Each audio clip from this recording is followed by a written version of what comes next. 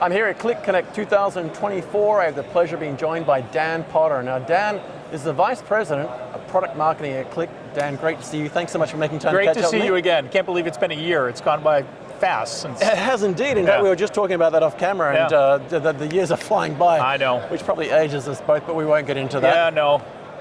Now, you've had some amazing big announcements, and we could probably spend an hour just listing them.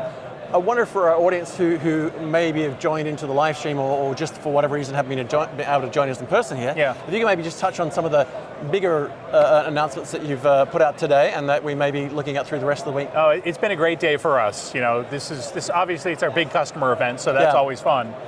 This year in particular, we've got some great news that we shared this morning. We launched Qlik Talend Cloud.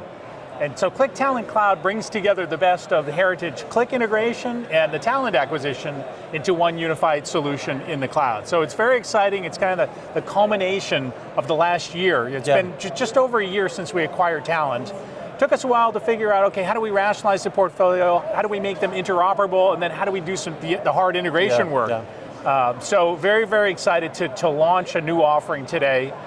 We showed it on the main stage. If you haven't seen the live stream, you absolutely should. Absolutely, yeah. It was really good. And basically what we've done is we've significantly expanded the portfolio. You start at the basis around data connectivity, and we've brought together the Stitch capabilities from Talend now into the fold. So all of the hundreds of connectors, the SaaS connectors that Stitch has, we're bringing those into the Qlik Talend Cloud.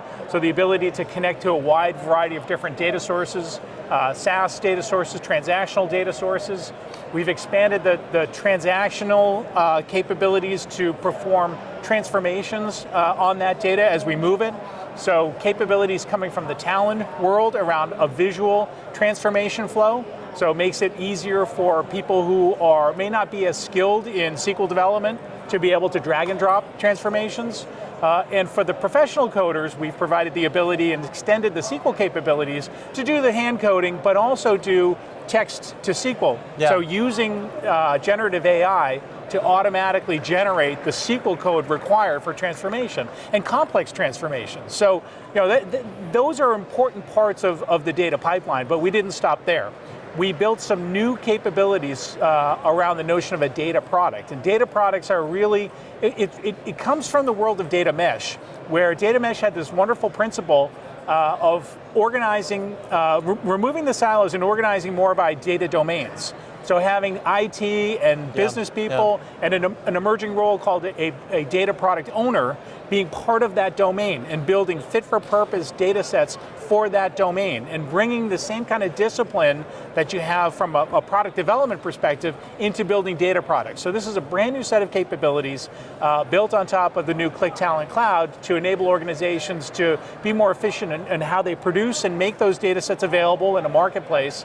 And also be able to, again, version control it, track utilization of that, ensure that the quality and the lineage is there so the consumers can find it, they can understand it, they can trust it, and they can use it right away. And all those strengths that Qlik has been doing from day one. Circa 1993, of knowing where your data came from, who's got access to it. Absolutely. And all of those things, and now bringing that to the AI space where that is so much more important. Well, you're absolutely right. It's the AI is a big propellant for the business, right? Everyone's talking about, how can I both utilize AI to make the development function much faster, but also how do I use AI to build new applications?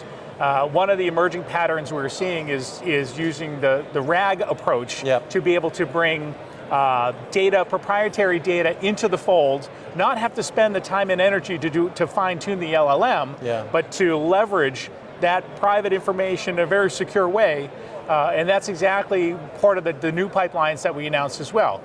Building support for unstructured data, structured data, moving that in, vectorizing that to be able to use in these RAG use cases. Really, really powerful. And the final step for us is, how do you make sure that the data that you're using for AI is ready for AI? And what does that really mean?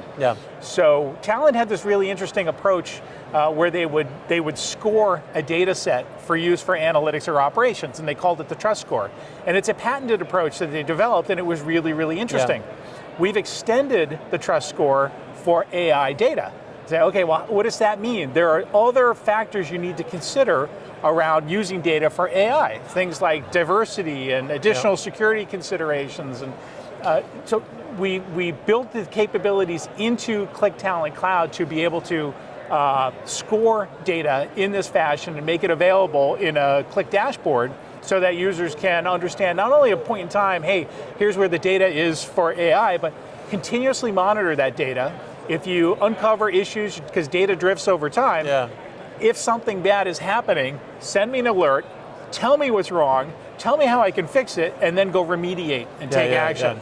So a really, really powerful solution, something that's absolutely essential right now as organizations are moving to AI and looking, especially around GenAI. Indeed. And a couple of points just to circle back on. So, you mentioned the demo, and we will definitely have links to the live stream for people to watch it. I think the demo is a must watch because there was an element there where you touched on where you had essentially plain language talking to a generative tool that then produced an output as far as data goes, but depending on the type of person you are or the role you're playing, you could drill down into looking at the SQL, or you could look at the code that was generating, and whatever, and even down to the security elements around that. And as I saw that unfolding, I was realizing that there's an entire stack in an organization's data ecosystem of actual humans and roles and responsibilities that immediately fixes from plain English. And it was interesting to see it literally typing plain English, I want this, and bang, but then I could have turned the sentence around, it still would have produced the outcome. I thought, oh, that's a game changer. Well, it is, and this is part of extending out the capabilities to a broader set of personas. We think about our first and foremost, we want to satisfy the data engineering team. But we need to make things more self-service. There's shadow IT. There are people that are analytic engineers that are doing hand coding of SQL and other stuff. And we need to support them in a way that is native to them. So if they want to do hand coding of SQL, we'll support that and we'll add value to it. But there's a whole class of self-service that's required. That's more point and click. I can visually build out these transformations. I can see exactly what the transformations look like on that live data set. But if someone wants to oversee my work, if a data engineering team wants to say, hey, I see what you just built, Des, I'm going to take a look at it and make sure we're okay, we can see the underlying SQL that it generates and modify it. So it's really nice in that way. In so many ways, that comes back to regulation, corporate compliance, and a bunch of stuff where it's like, okay, not only can I see what you've done, but I actually wouldn't mind having a look under the hood just to see how you got there, so that it isn't some sort of black box magic. We can now unwind it, replay it, and potentially a third party can audit it and going, oh, okay, we understand how you made that transformation. Absolutely. Particularly if it's coming from a third party data source.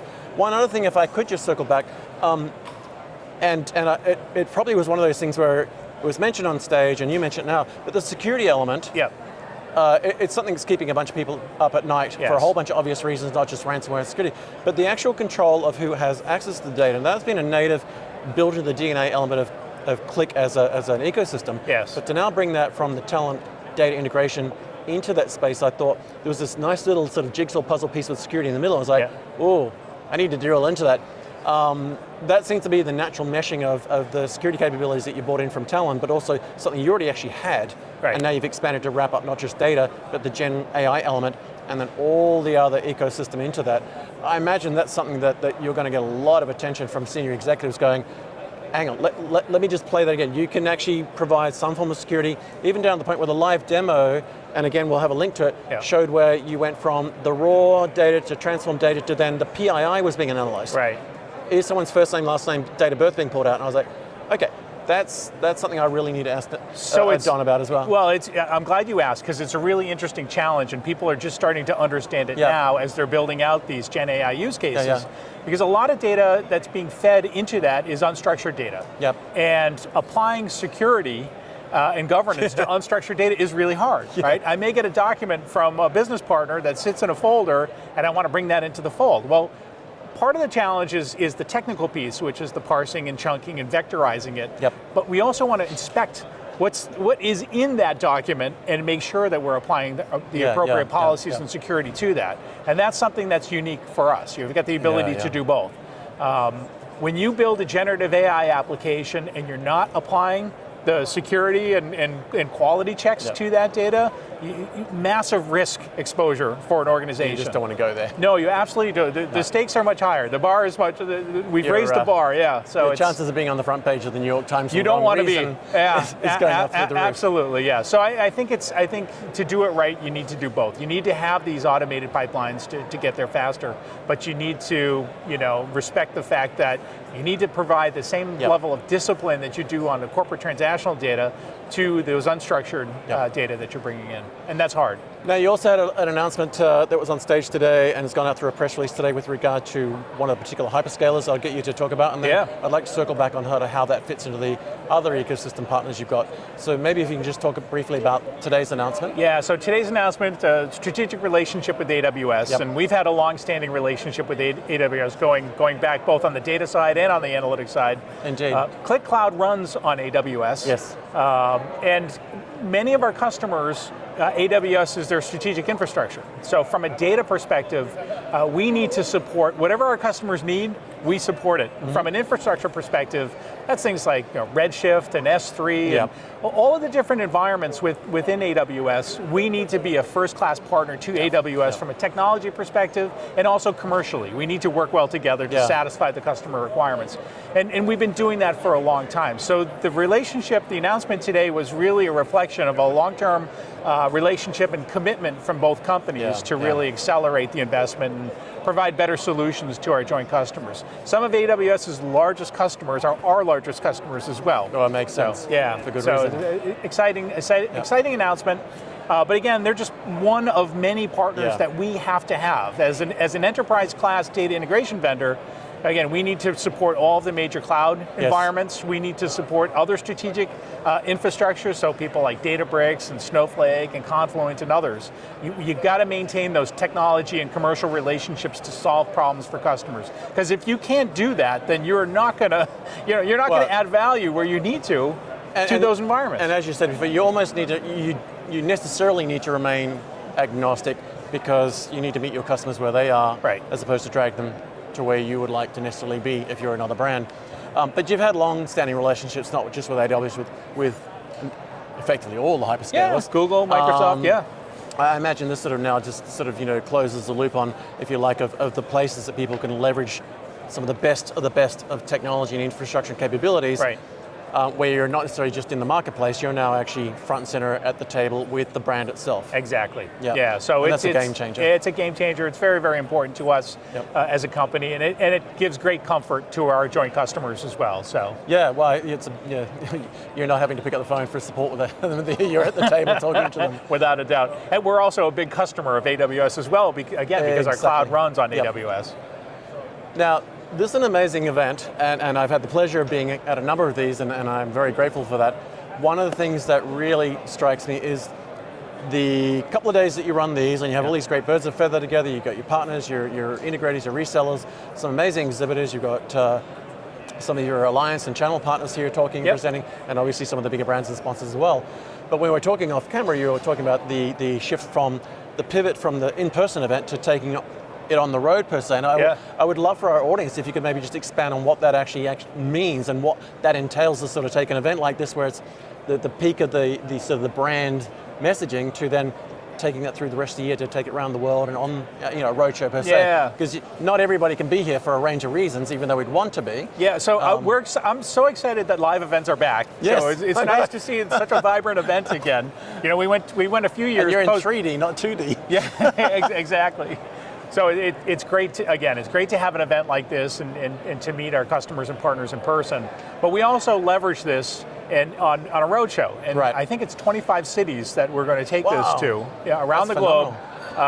So there are areas where, bringing this to our customers makes a lot of sense. And it enables us to hit a level of scale that, not everyone can fly to Orlando. For the week. For a whole range of reasons, A whole range of reasons. Economic, geopolitical, et cetera, et cetera. And on top of that, organizations are just challenged on so many fronts now that they're exhausted. Well, that's exciting. Well, hopefully we'll certainly see one in Sydney at some point, but listen, I know you cover the region. I'm sure we'll have one in Sydney. I always look for excuses to get to Sydney. I know you do. To wrap us up, what's the best way for folk, and we'll have links to the live stream, we'll have links to the various resources. What would you like folk to do from this point post-event to continue the conversation as far as keeping up to date with what you're doing in your team, not so much just purely product marketing, but just awareness of what Qlik's. What's the best way to keep that relationship going for our audience? Where should they go to? What should they connect with? Yeah, so I would say if you're an existing Qlik customer, the community is the best place to be, because we make a big investment to ensure that we're proactive with the roadmap and what we're releasing and when we're releasing it, as well as providing an infrastructure where customers can communicate with us and with one another to address best practices and solve problems and those kinds of things. So that's a great place to start. The other place to focus on is come to events like this. Yes. Join us in the roadshow. Join us in virtual events. Really, that's kind of the best way to stay on top top of it. Our website is the first point of contact. We've just updated it with lots of information about the new Qlik Talend Cloud. We'll be GA next month with the solution. So you're going to see, you'll have the ability to try it for yourself, which I encourage you to do. That's always a great way if you're more technically inclined. Get your hands on the fabric, feel the fabric. No other way to know it better. That's a good way to do it. Fantastic. Yeah. Well, Dan, always a pleasure to see you. Thank you so much for making time to catch up with me. It is a pleasure. It's always a pleasure to have you on the show, whether it's here in person on camera or via Zoom.